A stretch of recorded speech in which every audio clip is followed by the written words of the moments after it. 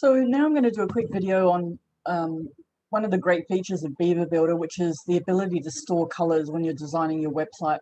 So I've got Google Chrome. So as a result, I can get an extension called an eyedropper or a color picker. And what happens is when you download it, you can grab the color picker and pick a color from the web page, hover over it, click on it, and it now tells me the hex color for that. And I've got all these little color palettes in here saved up for websites, and I've got the ability to create individual color palettes for individual websites. So if we have a look at a website that's got a fair amount of color, let's go to eBay and grab your color picker and say if we wanted to know what this blue was, click on it, come back up here, and you've got the hex color here. I grab it. I can now come back to my WordPress store, open up Beaver Builder.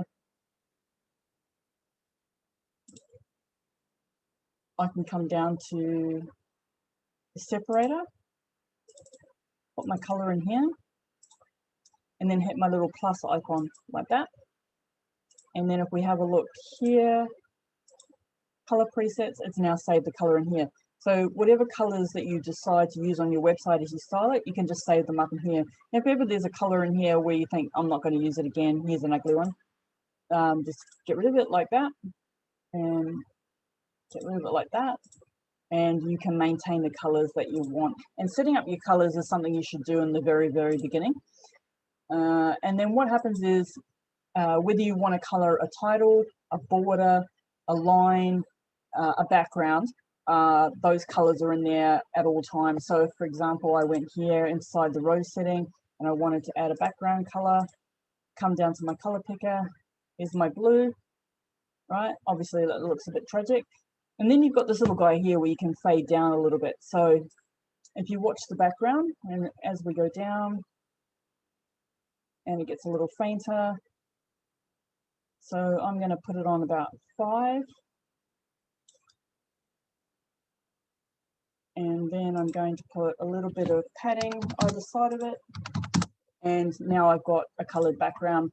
Now, we'll get more into coloring rows and modules as we go along, but that's just an example of how you can get access to your colors and save them. So we'll do that one more time. We'll find another color. We'll go to, here's one that I'm redoing for a client. And I needed to know what red he had. So I just come up and I grab my color picker and I come down and I hover over his red and I've got it. Click on it. I grab the red, which is fire brick red, copy it. And then if I come down to my background color, paste it in there. Now I hit enter, save my fire brick red.